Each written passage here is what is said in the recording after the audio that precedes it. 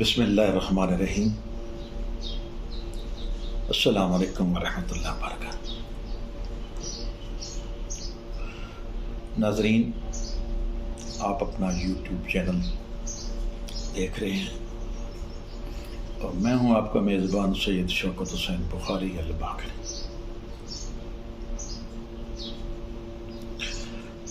ناموس رسالت کی پہرہ داری اور نورا ڈاکو بہت ہی ایمان افروز واقعہ ہے۔ سننے کے بعد انشاءاللہ مہینوں آپ کے قلب و روح سے یاد تازہ رہے گی، ایمان تازہ رہے گا۔ لیکن اس سے قبل تھوڑا سا ہم یہ دیکھ لیتے ہیں کہ ناموس رسالت کی پہرہ داری سے مراد کیا ہے۔ سرکار دو عالم صلی اللہ علیہ وسلم پر اللہ پاک نے خوب کرم و فضل فرمایا۔ ہم کوزے کو، دریا کو کوزے میں بند کرنے کی کوشش کریں گے۔ بے پناہ شان عطا فرمائی، بلند ترین مراتب و مقام عطا فرمائے، شان رسالت عطا فرمائے۔ جیسے قرآن پاک میں فرمان اقدس ہے، وما ارسلناک الا رحمۃ للعالمین۔ تمام عالموں کے لیے ہم نے اپنے حبیب کو رحمت بنا کے بھیجا۔ پھر ختم النبیین، مقام محمود، مقام شفاعت، امام الانبیاء، حوض کوثر کی وراثت،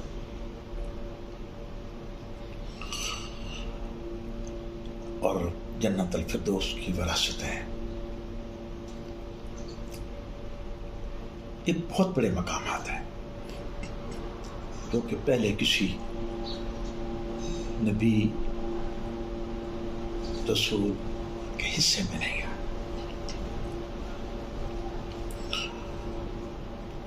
جیسے اللہ پاک کا فرمان اقدس ہے، اے حبیب مکرم صلی اللہ علیہ وسلم، تیری زلفوں کی قسم، اگر تو نہ ہوتا تو یہ جہان نہ ہوتا۔ دوسری جگہ فرمایا،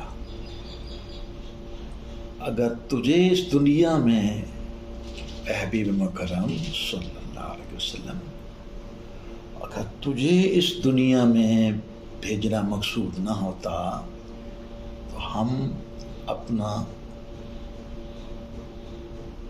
ہونا، یعنی خدا کا، رب کا ہونا ظاہر ہی نہ کرتے ہیں۔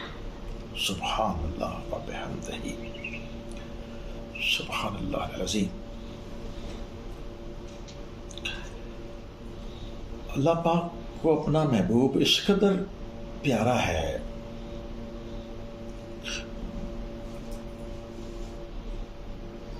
کہ اللہ کریم چاہتے نہیں میرے محبوب کا قد بت، مقام، مرتبہ کم ہو یا کوئی کم کرنے کی کوشش کرے۔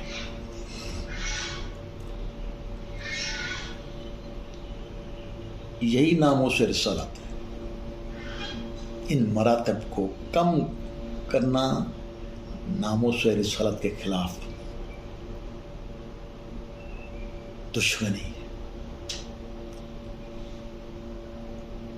ان مراتب کو قائم رکھنا، ان مقامات کو قائم رکھنا، شان رسالت کو قائم رکھنا ناموس رسالت کی پہرہ داری ہے۔ ہمارا اللہ کے حبیب مکرم صلی اللہ علیہ وسلم سے محبت کرنا ہمارے قد بت کے مطابق ہے۔ اللہ کا اپنے حبیب سے محبت کرنے کا انداز اللہ پاک کی شانوں کے مطابق ہے۔ اس نے کن فیکون فرمایا، کل کائنات پردے میں وجود میں آ گئے، اس کا پردہ جب ہٹا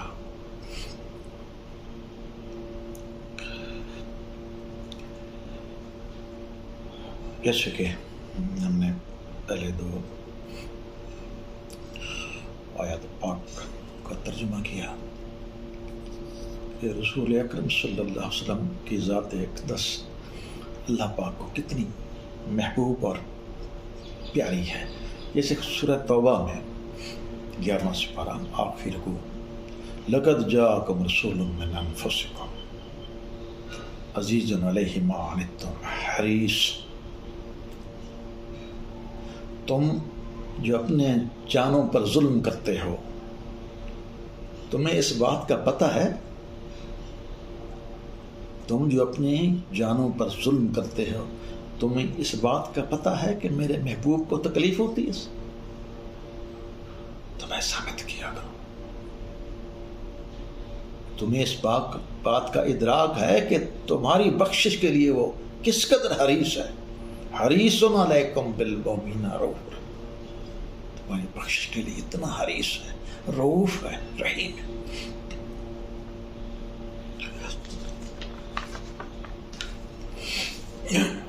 ناظرین، ہم براہ راست آتے ہیں اس واقعے کی طرف. دل تھام کے بیٹھیں، دل کی کھڑکیاں، دل کی آنکھیں کھول کے رکھیں، دروشی پڑھتے رہیں اور سنتے رہیں. حضرت مولانا محمد امین صفدر اکاڑوی رحمۃ اللہ علیہ اپنی تصنیف میں لکھتے ہیں کہ بہاڑی کے ایک گاؤں سے ایک خط آیا. ان لوگوں نے خط لکھا. پہلے خط کا دور تھا، ٹیلی فون نہیں تھے، کہ ہمارے گاؤں میں کبھی سیرت رسول صلی اللہ علیہ وسلم کا کوئی خطاب نہیں ہوا. ہمارا دل چاہتا ہے کہ ہمارے گاؤں میں بھی ایسا کوئی خطاب ہو جیسے لوگوں دوسرے علاقے کے لوگوں میں ہوتا ہے. تو آپ فرماتے ہیں مجھے خط ملا. خط میں اتنی محبت تھی کہ میں اقرار کر بیٹھا اور دن بھی دے دیا، ڈیٹ بھی دے دی اور خط واپسی لکھ دیا. وقت مقرر پر میں پہنچ گیا، تانگے پہ بیٹھا، پھر اس گاؤں پہنچا. گاؤں پہنچا تو کچھ لوگ جمع ہیں اور انہوں نے بڑا اکرام کیا، اور پھر براہ راست انہوں نے ایک لفافہ سا عادیہ ہاتھ میں تھمایا میرے، اور ہاتھ باندھ کا عرض کرتے ہیں کہ یا حضرت آپ چلے جائیں، واپس چلے جائیں. بس ہم شان رسالت کا جو خطاب کرانا چاہتے تھے، ناموس رسالت پر، ہم وہ نہیں کرانا چاہتے. تو آپ نے پوچھا یہ ماجرا کیا ہے؟ آپ نے خط لکھا، پھر میں نے خط لکھا، اتنی محبت سے آپ نے اظہار کیا. وہ عرض کرتے ہیں دس بستہ کہ یا حضرت بات یہ ہے کہ یہاں 90% سے زیادہ قادیانی ہیں. انہوں نے دھمکیاں دے دی ہیں کہ اگر ایسا کوئی خطاب اس علاقے میں مسلمانوں نے کرایا تو ہم ان کی بستیاں جلا دیں گے، ان کو جلا دیں گے.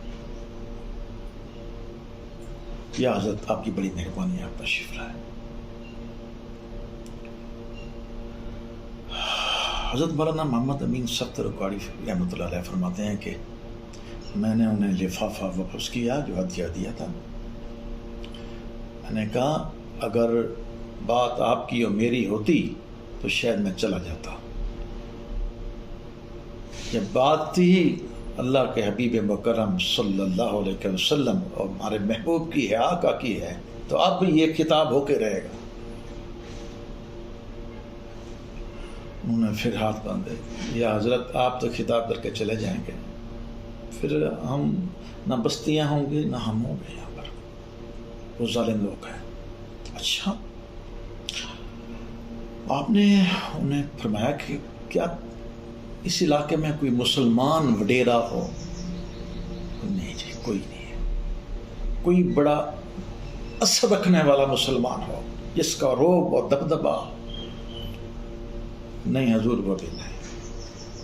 اچھا، کوئی ڈاکو، کوئی ڈکیٹ وغیرہ ہے مسلمان اس علاقے میں؟ بیچ میں سے کچھ احباب نے عرض کی حضور ایک نورا ڈاکو ہے، مسلمان ہے، اس سے لوگ ڈرتے ہیں کہیں آ کے ہمیں لوٹنا۔ اب ہمارا مسکراہٹ آئی آپ کے چہرے پر، اب نے کہا بس آپ مجھے اس کے پاس لے چلیں۔ ان کے پاس حضرت صاحب کو لے گئے، دور سے آ کے، دور سے جب وہ نور ڈاکو نے دیکھا تو وہ اپنے احباب کو کہتا ہے مولوی پتہ نہیں کدھر آ رہے ہیں میرے کو، خیر ہوگا انشاءاللہ۔ حضرت صاحب پہنچے اور سلام کیا، قریب بیٹھ کے سرگوشی میں فرماتے ہیں بیٹا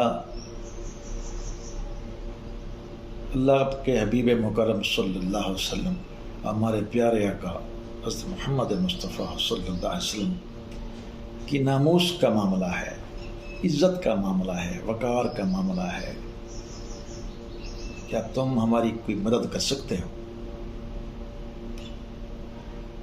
آپ اپنی تصریف میں لکھتے ہیں کہ جیسے بجلی جسم کے اندر سے گزر گئی ہو، ایسے یکدم اس کی طبیعت میں تغیر آ گیا، وہ کھڑا ہو گیا اور کہتا ہے کہ میں ڈاکو ضرور ہوں لیکن بے غیرت نہیں ہوں، چلو میں نے لے کے چلو، جیڑا اک چک کے دیکھے گا وہ میں اک کڈا۔ بات اتنی ساری تھی، سارے لوگ حضرت صاحب اس ڈاکو کو ساتھ لے گئے، ادھر ناموس رسالت صلی اللہ علیہ وسلم پر خطاب ہوا، شان رسالت صلی اللہ علیہ وسلم۔ حضرت صاحب خطاب کرنے کے بعد چلے گئے۔ 3 مہینے کے بعد حضرت صاحب اسی تصنیف میں لکھتے ہیں کہ لوگوں نے آ کے بتایا مجھے کہ یہ حضرت ایک شخص آیا ہوا ہے، پاریش ہے، داڑھی رکھی ہوئی ہے، ہاتھ میں تسبیح ہے، سر پہ امامہ ہے، روتا ہے، کہتا ہے مجھے بس جلدی حضرت صاحب سے ملا دو۔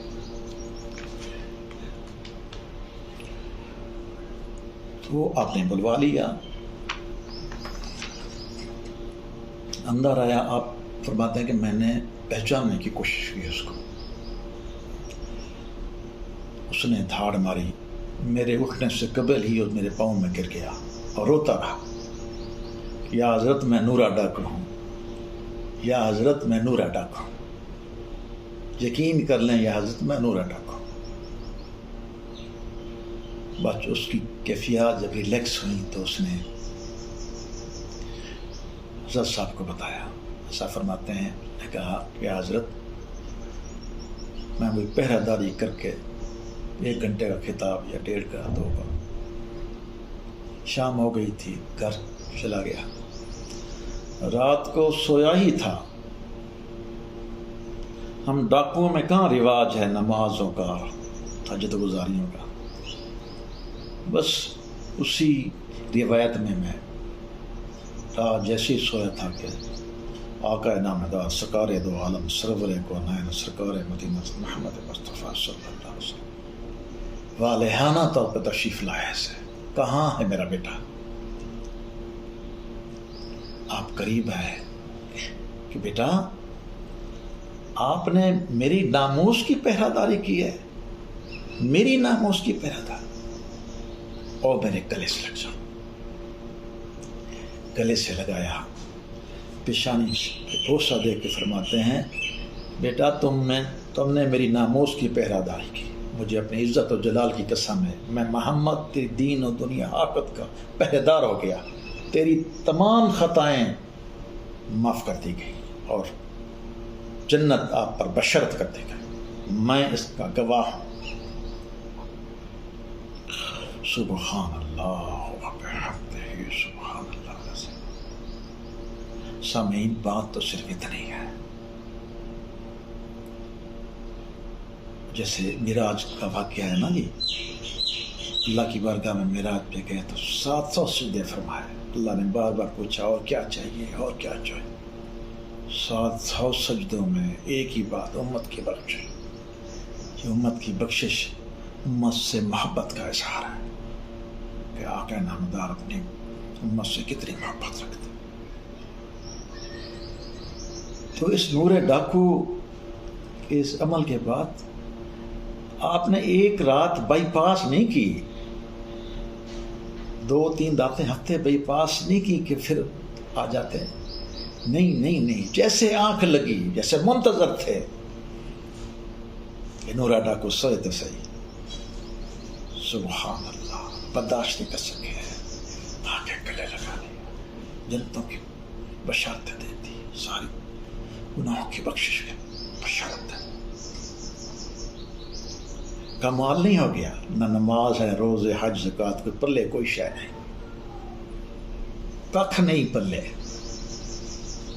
مگر جان ہتھیلی پر رکھ کر پہرےداری کی ہے 1 گھنٹہ 1.5 گھنٹہ.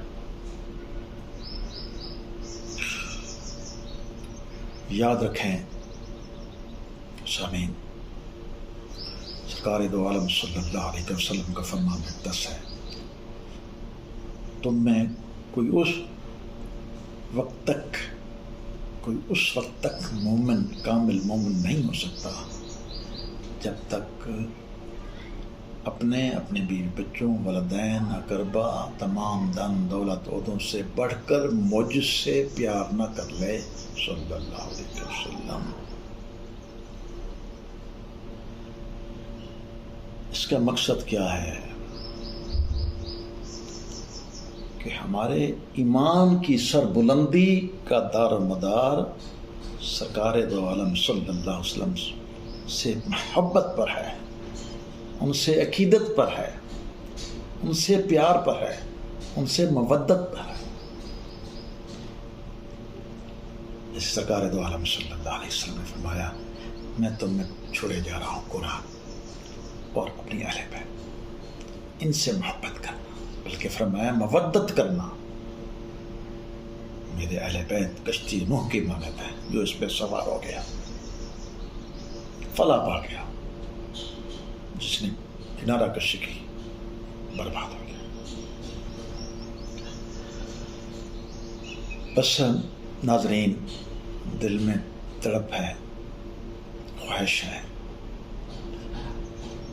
آپ کے لیے بھی اپنے لیے بھی اللہ کی بارگاہ قدسیہ میں ملتمس مولا اپنے حبیب کے صدقے ہمیں بھی نور ڈاکو کی طرح کوئی ایسا سامان پیدا کر دے کہ سرکار دو عالم صلی اللہ علیہ وسلم کی ناموس کی پہرہ داری میں مجھ جیسے گناہ گار کا آپ لوگوں کا نام بھی آ جائے. آمین ثم آمین. ملاقات ہوتی ہے اگلی ویڈیو میں. فی امان اللہ.